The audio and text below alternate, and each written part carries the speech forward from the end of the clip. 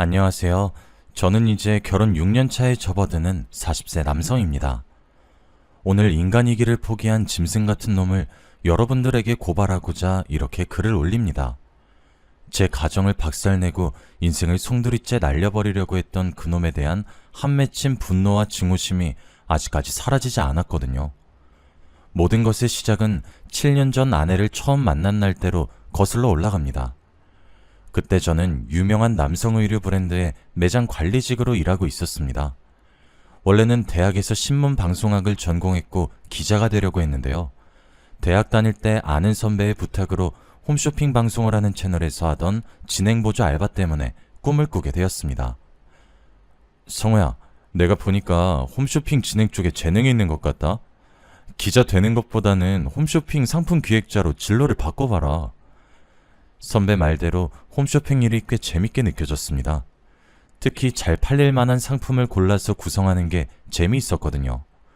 그래서 선배의 권유대로 상품 기획에 대한 공부를 시작했고 졸업 후에 알바를 했던 홈쇼핑 채널에서 입사해서 기획자로 일하게 되었습니다.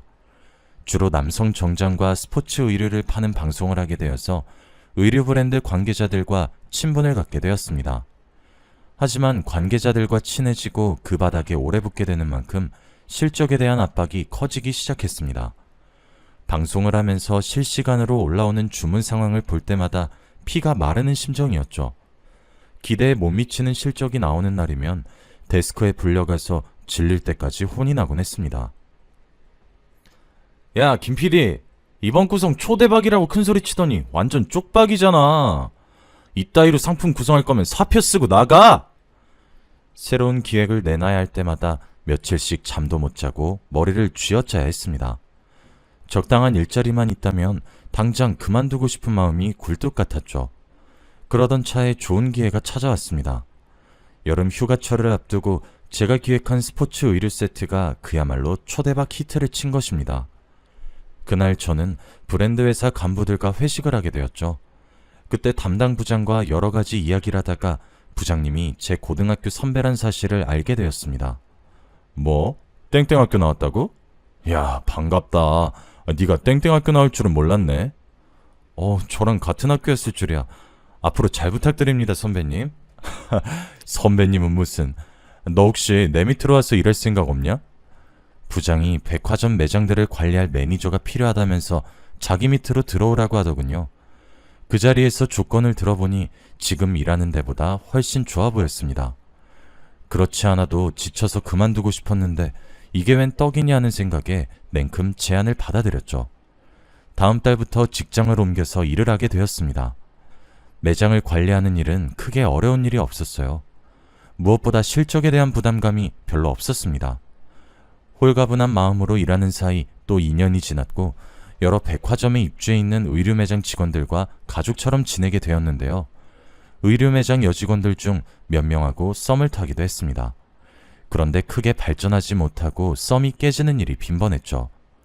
하루는 제가 관리하는 매장 중 한 곳을 찾아갔는데 낯선 여직원이 보였습니다.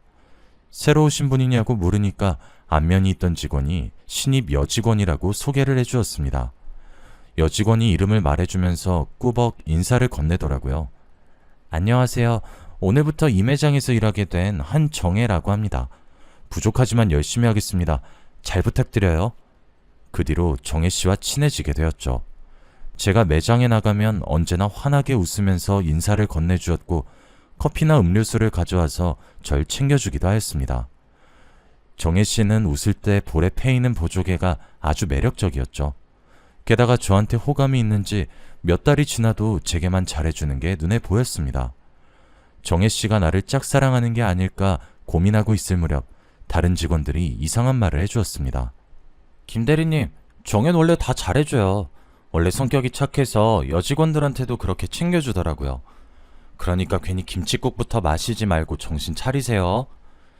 이 말을 듣고 제가 오해한 거였단 생각이 들었지만 상관없었어요. 제가 호감이 생겼으니 일단 대시를 해봐야 한다고 생각했죠. 사귀자는 말을 하는 것도 아니고 일단 밥 한 끼, 커피 한 잔, 영화 한번 보자는 거니까요.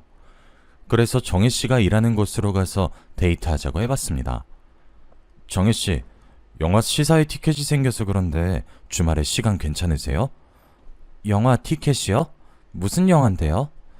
배우 정성 나오는 거 아세요? 그 영화인데. 너무 좋아요. 저 그 배우 엄청 좋아해요. 그 영화만 본 게 아니었어요. 어느 날은 뮤지컬을 보러 가자고 했고 괜찮은 맛집이 있다고 같이 가자고도 했죠. 그때마다 정혜 씨는 한 번도 거절하지 않고 순순히 데이트에 응했습니다. 그렇게 2달 정도 지났을 때였을까요? 뜻밖의 황당한 일이 벌어졌습니다. 정혜 씨랑 같이 밥을 먹고 있는데 예상도 못한 질문을 하더라고요. 김 대리님, 혹시 저 좋아하세요? 네?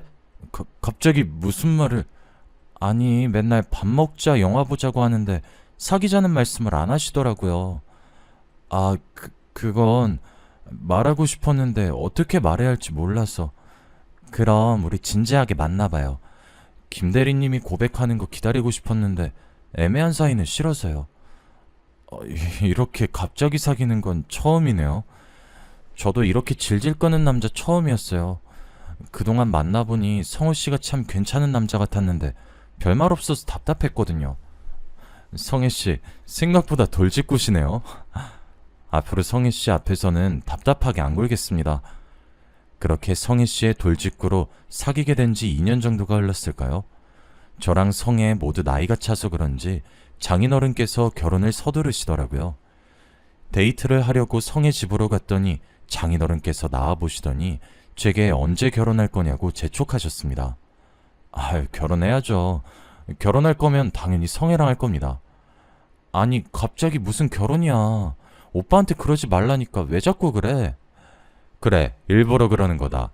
성혜야, 결혼이란 게 별거 없다. 그저 시간 맞고 마음만 맞으면 하는 게 결혼이란 거야. 자네, 집은 있나? 아직 신혼집도 장만하지 못한 상태라 결혼은 좀 그렇습니다. 제가 준비되면 바로 성혜랑 결혼하도록 하겠습니다. 저도 하루빨리 성혜와 한 집에서 살고 싶었지만 집 한 채 장만할 형편이 되지 못했습니다. 그렇다고 부모님에게 손을 벌릴 상황도 아니었죠. 엄마가 몸이 아파서 병원에 계셨고 장사를 하시는 아버지 수입의 절반 정도가 엄마 병원비로 들어가는 형편이었습니다. 성혜가 결혼 이야기 그만하라고 장인어른을 집으로 끌고 가려고 해도 고집이 있으셨습니다.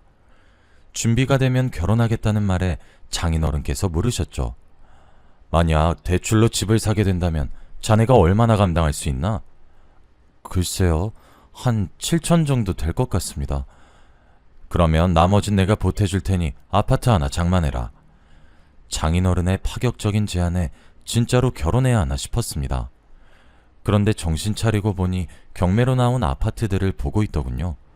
그 중에서 3억짜리 아파트를 구매하게 되었습니다. 당연히 장인어른의 도움으로 산 것이니 명의는 장인어른 앞으로 해드렸죠.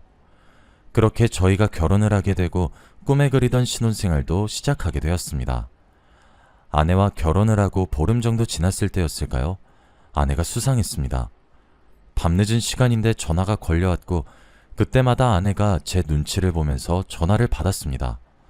어떨 때는 저 몰래 나가서 전화를 받는 날도 있었습니다. 아내에게 누구냐고 물어보면 결혼 전에 대출받은 것 때문에 온 독촉 전화라고 하더군요. 그래서 제가 버럭 화를 내며 말하였습니다. 뭐? 아무리 채무자라도 자정이 넘은 새벽에 독촉 전화하는 건 엄연한 불법이야.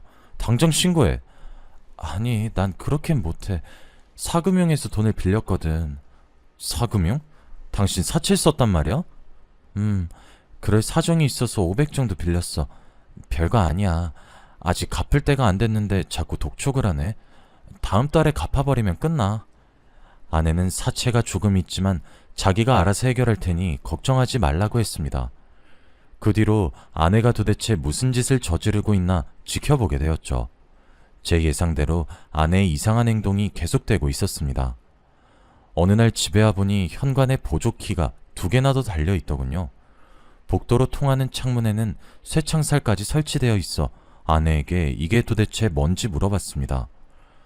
여보, 도대체 이게 다 뭐야? 보조키는 왜 달았고 쇠창살은 왜 단 건데? 도둑이라도 들었어? 경비 아저씨가 그러는데 바로 옆동에 강도가 들었대. 나 혼자 집에 있으려니까 무서워서 설치한 거야. 그렇구나. 집에 들어오는데 깜짝 놀랐잖아. 다음엔 말하고 달아. 이런 건 상의하고 해야지. 당신만 사는 집 아니잖아. 제가 이렇게 말하긴 했지만 역동의 강도가 들었다니 걱정이 되긴 했습니다. 아내가 결혼한 후로 매장을 그만뒀거든요. 혼자 있으면 당연히 무서울 거라고 생각했습니다. 한편으론 상의도 하지 않고 멋대로 보조키와 새창살을 단 아내에게 서운했는데요. 저는 은근히 맞벌이를 바랬는데 아내가 저한테 말도 안 하고 사직서를 냈거든요. 제가 왜 말도 안 하고 그만뒀냐고 물어보니까 결혼 전부터 전업주부를 원했다고 합니다. 서운하다고 말해봤자 듣지도 않는 것 같았죠. 사직 처리된 거 미룰 수도 없으니 더 이상 싸우지 않으려고 그 이야기를 꺼내지 않았습니다. 그런데 시간이 지날수록 아내가 지나치단 생각이 들더군요. 문단속에 유독 예민해져서는 저하고 싸우는 일이 잦았습니다. 그날은 아내가 씻는 사이에 배달 음식을 시킨 날이었습니다. 너무 배가 고파 말도 안 하고 시킨 것인데 아내가 초인종 소리를 듣고 놀라 저한테 소리를 지르는 거 있죠. 당신 뭐야? 배달시킬 거면서 왜 말도 안 해? 아니, 당신 씻고 있었잖아. 당신 찜닭 좋아해서 일부러 이거 시켰는데 왜 그래? 사람이 배가 많이 고프면 말도 안 하고 시킬 수도 있는 거 아니야? 내가 뭐 말도 안 하고 배달시키니까 그렇지. 이상한 사람이 초인종 누른 줄 알았잖아. 앞으로 나한테 말하고 배달시켜? 이상한 사람이 초인종 누를 일이 뭐가 있어. 그리고 당신은 나한테 말하고 행동한 적 있어? 나한테 말도 안 하고 이 보조키랑 이 새창살이랑 단 건 뭔데? 아, 정말 그만 좀 해. 왜 나한테만 이러는 건데? 저도 그동안 쌓인 서운함을 폭발시킨 것도 있었지만 아내가 유독 예민하게 반응해서 놀랐습니다. 연애 시절 보던 아내의 모습이 아니었죠. 자기 전에 문이 제대로 잠겼는지 몇 번이나 강박적으로 확인하더니 이번에는 약을 먹는 모습을 보여주었습니다. 아내는 두통약이라고 둘러대길래 약통에 적힌 라벨을 기억해두고 인터넷에 검색해보았죠. 아내가 먹고 있는 약은 두통약이 아니라 신경안정제였습니다. 그것도 신경정신과 전문의 처방 없이는 살 수 없는 정신과 약이었죠. 그래서 제가 왜 숨기고 있었냐고 물으니 아내가 오히려 화를 냈습니다. 내가 정신과 상담받고 있는지 어떻게 알았어? 설마 내 가방 뒤져본 거야? 걱정되니까 그렇지. 두통약이라고 하길래 무슨 약인지 검색만 해본 거야. 당신 가방 뒤져본 적 없어. 그걸 왜 검색해보는데? 별거 아니라고 몇 번을 말해. 당신이 신경 안 쓰는 게 도와주는 거야. 그러니까 나한테 신경 꺼. 마누라가 정신과 약 먹고 있는데 어떻게 신경을 안 써? 밤마다 잠도 못 자고 머리 싸매고 있으면서 왜 말을 안 해주냐고. 그냥 머리가 아파서 먹는 약이라고 했잖아. 왜 소리를 질러? 당신 나한테 뭐 숨기는 거 있지? 뭘 숨겨? 그런 거 없어. 그러니까 제발 귀찮게 하지 말라고. 아내는 제가 캐내면 캐낼수록 그런 거 아니다, 신경 쓰지 말라는 말만 되풀이했습니다. 결혼 전에는 아니랬는데 같이 살면 살수록 아내를 믿을 수 없게 되더군요. 그런데 얼마 후에 아내의 휴대폰에서 뜻밖의 문자를 보게 되었습니다. 알림이 떠서 얼른 쳐다보았더니 남자가 보낸 게 분명해 보였죠. 너를 잊지 못하겠다고 하고 괜히 헤어졌다고 하는 걸 보니 저 몰래 바람을 핀 것 같았습니다. 여보, 이 자식 누구야? 이놈하고 무슨 관계인데 이런 문자를 주고받는 거야? 왜 남의 휴대폰을 몰래 훔쳐봐? 당신 지금 남이라고 했어? 내가 왜 남인데? 이럴 거면 나랑 왜 결혼했어? 아무리 부부 사이라도 사생활은 있어. 내 폰 이리 내놔. 허락 없이 훔쳐본 건 미안한데 폰은 못 돌려주겠는데? 솔직하게 고백하면 돌려줄게. 괜히 헤어졌단 문자는 뭔데? 그냥 예전에 알던 오빠인데 자꾸 연락하면서 귀찮게 하네. 별거 아니야. 됐지? 당신 이 자식이랑 바람 피는 거야?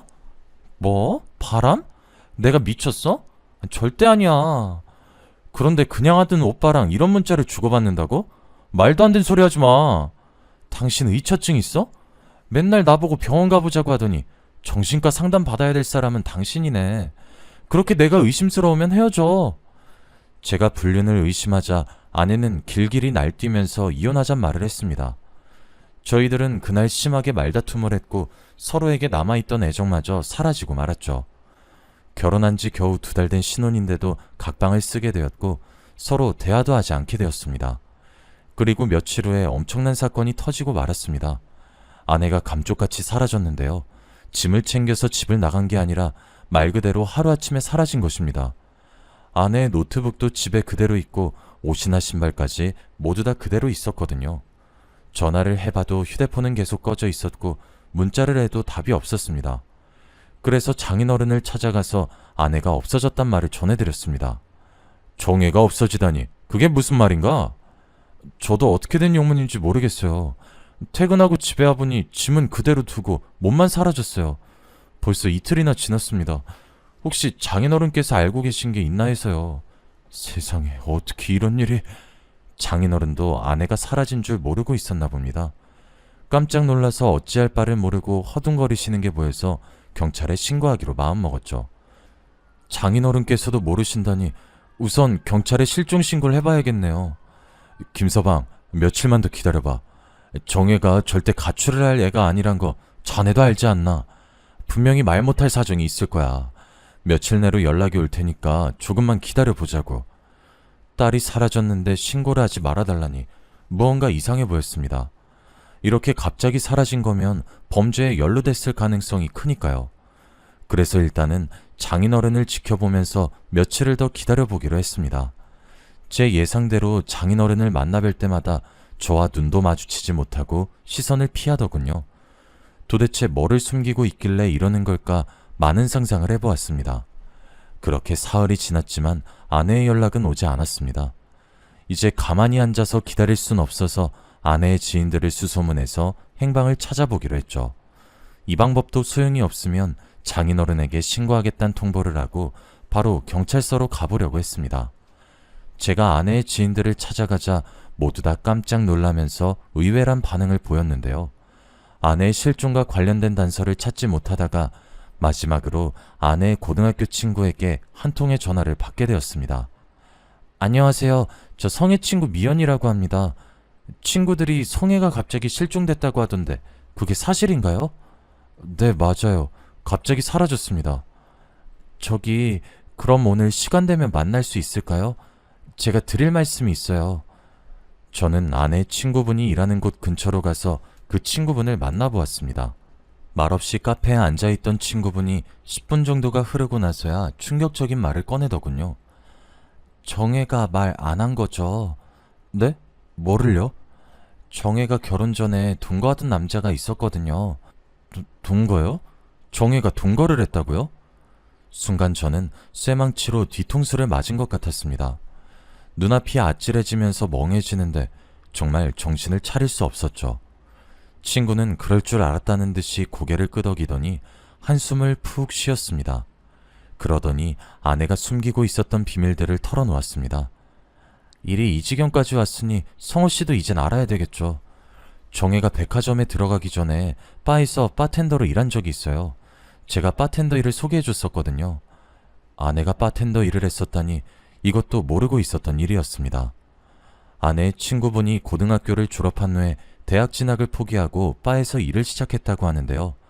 칵테일을 제조하면서 혼자 오는 손님들의 말동무를 해주는 일이었다고 합니다. 그러다 여자 바텐더 한 명이 그만두게 되자 아내를 데려왔다고 하네요. 아내가 그곳에서 파트타임으로 일을 하다가 동거남을 알게 되었다고 하는데요.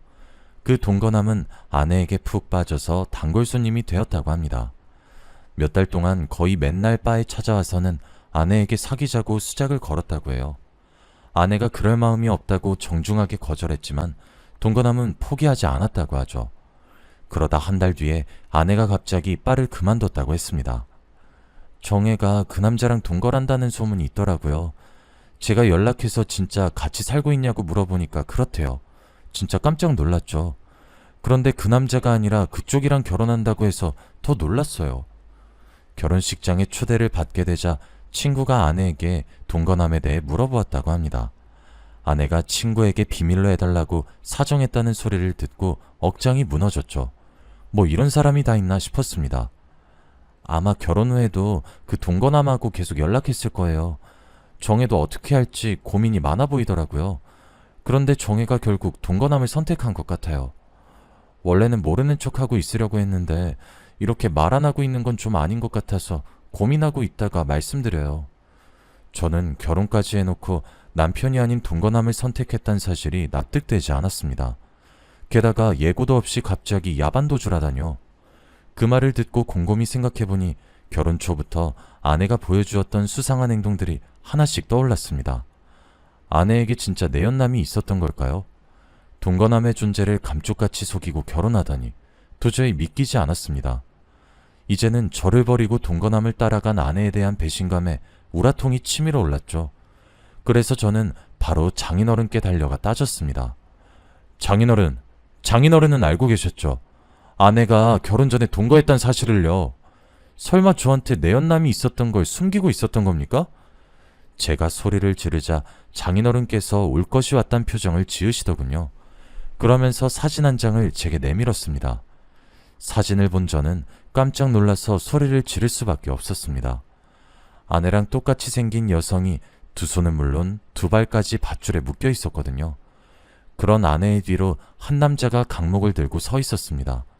제가 충격받은 표정으로 장인어른을 쳐다보고 있으니 장인어른께서 눈물을 흘리면서 말씀하셨습니다. 그래, 이제 뭘 감추겠나. 정혜가 결혼 전에 동거를 했던 건 사실이네. 하지만 그건 좋아서 한 동거가 아니었어. 정혜가 무서워서 억지로 사귀게 된 놈인데 지금 이놈한테 끌려가서 갇혀있네. 장인어른께서는 동거남이 아내를 납치해간 것이 분명하다고 말씀하셨습니다. 장인어른이 들려주는 말에 따르면 아내가 바에서 일하다가 동거남을 만났던 것까지는 친구가 했던 말과 똑같았어요. 하지만 아내는 그가 마음에 들지 않아서 만남을 거절하고 피했다고 합니다. 장인어른이 봐도 그놈은 알코올 중독 기질이 있었고 성격도 난폭하고 거칠었다고 해요. 아내가 여러 번 싫다고 단호하게 이야기했지만 집요하게 치근덕거렸다고 하죠. 결국 바를 그만뒀는데도 불구하고 핸드폰 번호를 어떻게 알아냈는지 전화나 문자를 하거나 집까지 찾아와서 괴롭혔다고 합니다. 장인어른이 직접 본 장면도 수도 없이 많았다고 하죠. 아내가 경찰을 불렀다고 하자 목숨을 위협하기도 하였습니다. 뭐? 경찰? 나 피하더니 정신이 나간 거야? 왜 경찰을 부르는 건데? 제가 싫다고 했잖아요. 이제 그만 좀 해요. 그만하긴 뭐래. 너야말로 그만 좀 해. 언제까지 날 피할 거야? 이런 식으로 소리 지르면서 아내를 덮치려고 했지만 다행히 경찰이 와서 아내가 다치진 않았다고 합니다. 하지만 막상 경찰이 출동하면 자기가 정신과 약을 먹고 있다고 핑계를 대거나 여기서 무릎 꿇고 사죄한죄밖에 없다며 눈물을 흘렸다고 해요. 그렇게 눈물을 흘리다 경찰이 가버리면 그놈은 악마로 돌변했다고 합니다. 매일같이 협박 문자와 전화를 해대서 아내가 노이로제에 걸렸다고 하죠. 몇 번이나 이사를 하고 전화번호를 바꿔도 그놈은 아내가 있는 곳을 어떻게든 알아내서 찾아왔다고 하는데요. 그동안 몇 번의 신고가 오갔지만 경찰들은 소극적으로 대처했다고 합니다. 결국 아내가 동거남의 협박에 못 이겨서 끌려갔다고 하죠. 동거가 말이 동거지 거의 감금 상태로 보름 넘게 갇혀 있었다고 하네요. 여자로서는 치욕스러운 짓을 당하다가 장인어른의 신고로 경찰이 출동해서 겨우 구출해냈다고 합니다. 하지만 그놈은 경찰에 잡혀가도 미꾸라지처럼 법을 이용해서 며칠 만에 풀려났습니다. 그놈을 피해서 새로 이사한 지 한 달 만에 느닷없이 집에 들이닥쳐서 아내와 장인에게 폭행을 가하기도 했죠. 네가 나를 피해서 도망치면 못 찾을 줄 알아? 내가 말했지. 넌 내 거야. 내 여자란 말이야. 한 번만 더 도망치려고 들면 죽여버릴 거야. 이런 천하의 못된 놈 같으니라고.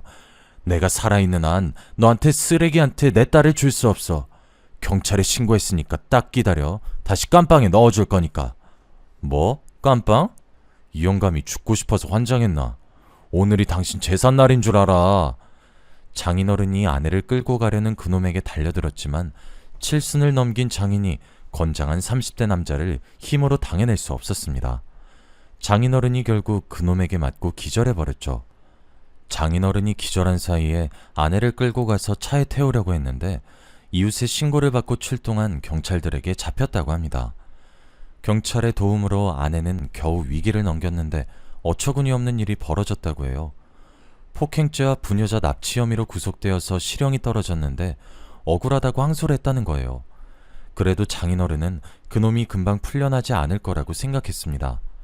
항소를 해봤자 아내와 장인을 악독하게 괴롭힌 증거가 있으니 최소한 몇 년은 징역살을 해야 한다고 생각했던 거죠. 그런데 3개월 전에 그놈이 느닷없이 풀려났다는 소식을 들었다고 합니다. 그놈이 어김없이 아내에게 연락을 하면서 접근했던 거죠. 아빠, 어떻게 하면 좋아? 그 자식이 또 찾아와서 행패 부릴 텐데 우리 어떻게 하지? 아내가 그놈한테 문자를 받자마자 겁에 질려서 울었다고 하는데요. 장인어른은 아내를 다독이면서 사귀는 남자가 있냐고 물었고 아내는 저를 떠올렸던 겁니다. 그럼 됐다. 당장 그 남자랑 결혼해라. 아무리 정신병자의 사이코 같은 놈이라도 결혼해서 가정이 있는 유부녀에겐 함부로 하지 못할 거야. 아내는 그놈에게서 벗어나기 위해서 서둘러서 저와 결혼을 했던 거죠. 하지만 그놈은 유부녀가 된 아내에게도 계속 접근을 했고 아내를 납치하는 말도 안 되는 짓까지 저지른 겁니다. 이 사진은 그놈이 나한테 보낸 거야. 딸이 저런 모질고 험한 꼴을 당하는데 내 마음은 어떻겠나? 당장 경찰에 신고하고 싶지만 그놈은 정상적인 사람이 아니라서 우리 딸한테 무슨 짓을 저지를지 몰라. 게다가 그 범죄자 놈이 경찰이 추적하고 있다는 사실을 알면 아내를 쥐도 새도 모르게 죽여버린다고 협박했다고 해요. 그렇다고 넋놓고 앉아있을 순 없잖아요. 경찰의 도움을 받아야 해요. 신고 안 하면 안 사람이 어디 있는지도 알 수 없습니다.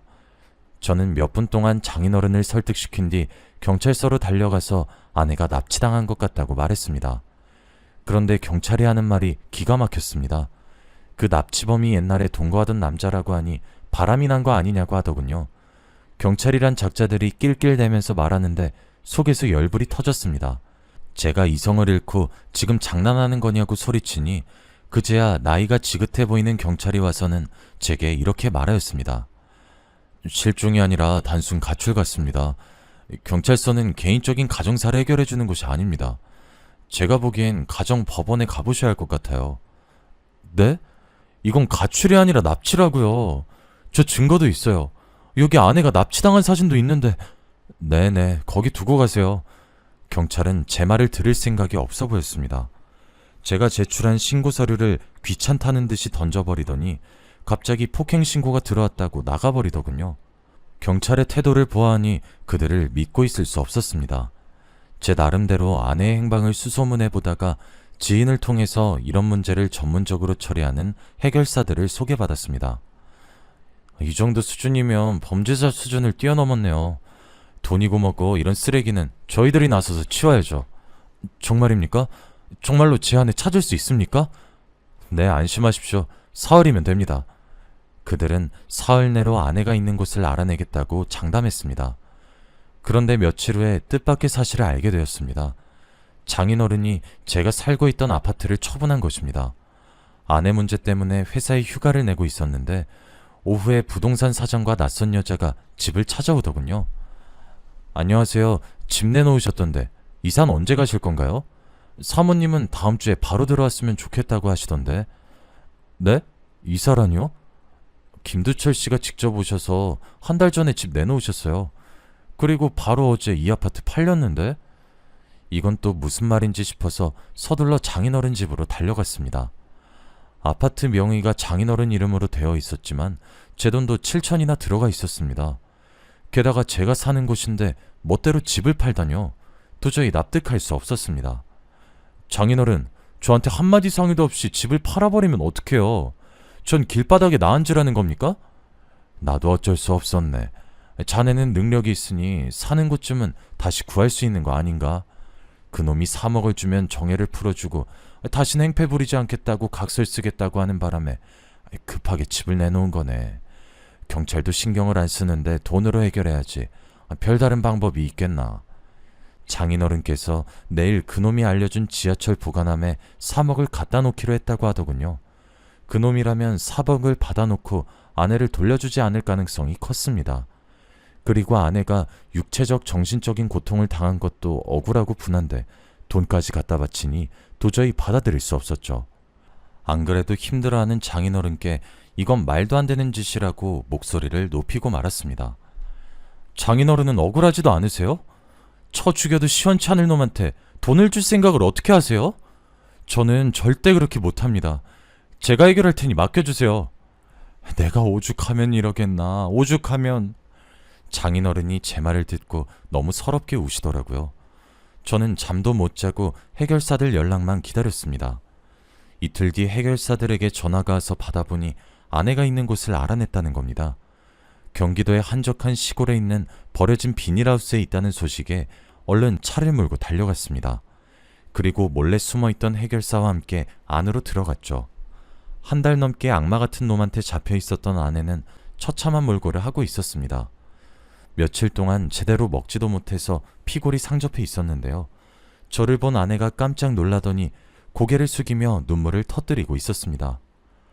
위험하게 여긴 왜 온 거야? 그냥 가. 나 내버려 두고 가라고. 무슨 소리 하는 거야? 내가 당신 구하려고 얼마나 노력했는데. 잠깐만 기다려봐. 내가 묶인 거 바로 풀어줄게. 제가 묶여있는 아내를 풀어주려고 하는데 비닐하우스 너머로 웬 남자 목소리가 들려왔습니다. 뒤를 돌아보니 덩치가 큰 남자가 들어오고 있더군요. 이 자식들 뭐야? 왜 남의 집에 들어와서 난리야? 그놈은 해결사를 보더니 강목을 집어들고 달려왔습니다. 하지만 해결사가 그놈보다 덩치가 커서 휘두른 주먹에 기절을 하고 말았죠. 그놈이 곧바로 일어나서 달겨들길래 제가 발로 차서 힘껏 넘어뜨리고 분이 풀릴 때까지 발길질을 해댔습니다. 그렇게 그놈이 정신을 잃자 서둘러 아내를 풀어주었습니다. 여보, 내가 왔으니까 이제 괜찮아. 집으로 가자. 다 끝났어. 저는 아내를 데리고 가기 전에 의식을 잃은 그놈을 밧줄로 묶어놓았습니다. 그리고 알게 된 충격적인 사실은 그 인간 말중에게도 결혼한 아내가 있었단 겁니다. 그놈 주머니를 뒤져 핸드폰을 살펴보니 소름 끼치는 문자 내역이 보이더군요. 돈이 궁해지니 아내를 납치하고 장인어른을 협박한 거였습니다. 아내를 좋아해서 미친 게 아니라 아내 몸값을 뜯어내 호화롭게 살 계획이었던 거죠. 제가 결국 이런 사실을 증거로 모아 신고를 하니 잠시 후에 경찰이 현장에 출동을 하였습니다. 납치범 마누라도 미쳤는지 경찰에게 저를 체포하라고 소리를 지르고 있더군요. 저놈이에요. 저놈이 제 남편을 정신이 나갈 정도로 때렸어요. 어서 잡아가세요. 하지만 경찰이 그놈이 휘둘렀던 강목을 발견했습니다. 그곳에 피가 묻어 있어서 DNA 검사를 해보겠다고 했는데요. 보나마나 다른 사람의 피거나 아내의 피가 묻어 있겠죠. 그리고 옆에 있던 해결사가 증인이 되어주었습니다. 해결사에게는 이런 일이 자주 있었는지 아내를 구출한 순간을 휴대폰으로 촬영해 두었더군요. 그 동영상을 본 경찰이 그제야 저희 편을 들고 납치범을 체포하였습니다. 아내를 납치한 현장도 세심하게 관찰하며 숨겨져 있던 흉기도 찾아냈죠. 야, 이 흉기 증거물로 수집해. 내가 보기엔 정당방위 같은데, 안 그래? 제 생각도 그래요. 요즘 세상에도 이런 놈이 다 있네요. 이놈 어디서 본 것 같은데. 저번에도 폭행죄랑 협박죄로 들어간 놈 아니야? 네, 맞는 것 같아요. 이번에 깜빵 들어가면 꽤 오래 살다 나오겠네요.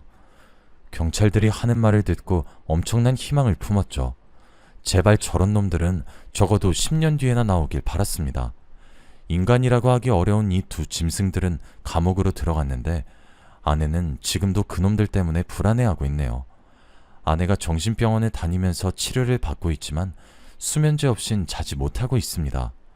경찰들이 감옥에 갔으니 안심하라고 했지만 여전히 아내가 걱정됩니다. 아예 외국으로 뜰 생각도 있는데 또 가면 아내가 적응하지 못할까봐 고민이 되네요. 저희는 앞으로 어쩌면 좋을까요? 답답한 마음에 이렇게 사연을 보내봅니다.